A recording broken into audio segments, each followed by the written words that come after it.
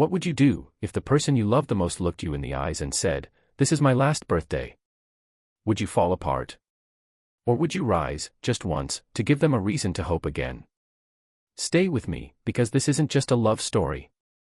It's a story about heartbreak, healing, and how one man turned goodbye into something unforgettable. The morning of her birthday began with silence. No excited calls. No clumsy breakfast-in-bed surprises. No flowers waiting at the door. Just the soft buzz of hospital machines and the faint, sterile scent of antiseptic that lingered on every breath she took.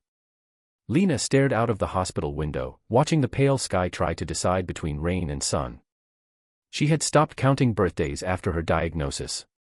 Last year's had been a blur of needles, whispered prayers, and pitying eyes.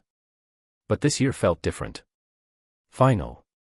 She turned her head slightly as the door creaked open. Her husband, Ethan, walked in with a small paper bag and a forced smile that didn't quite reach his tired eyes.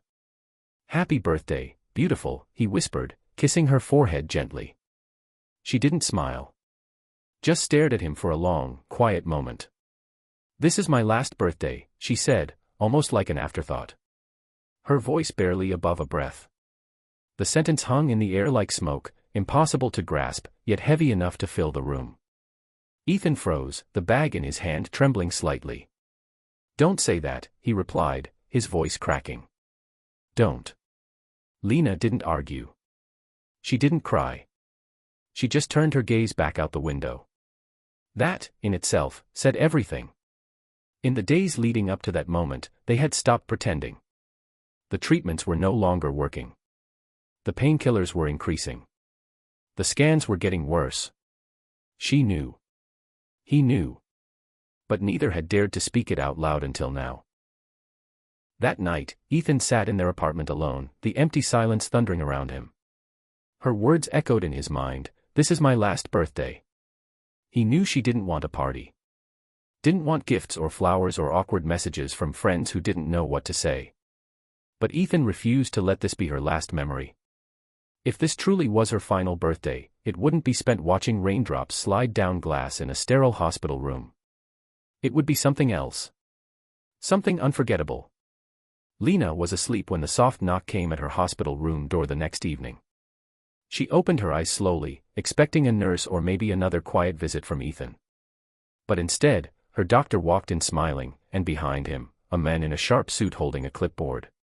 "Lena," the doctor said warmly, "you've been approved for a 48-hour discharge." "What?" she blinked. "Your husband pulled a few strings. He says there's something important you need to see."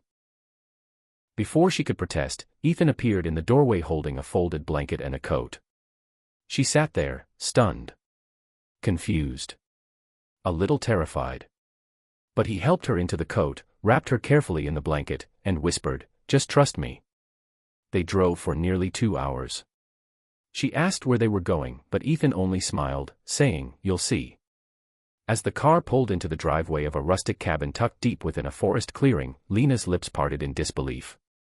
Tiny fairy lights danced in the trees. Soft instrumental music played in the background. The scent of pine, lavender, and fresh rain hung in the air.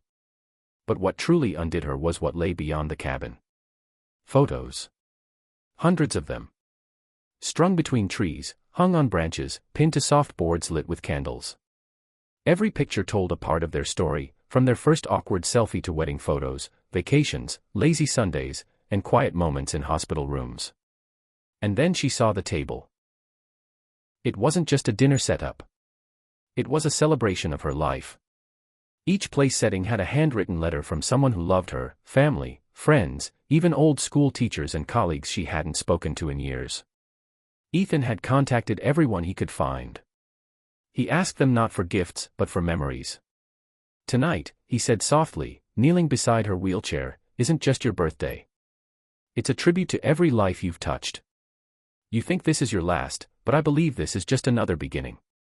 She cried then, not the quiet, graceful tears she was known for, but the gut-deep sobs of someone who'd forgotten what it felt like to be seen. To be celebrated beyond illness. To be remembered not for her disease, but for her heart. As the night wore on, they laughed.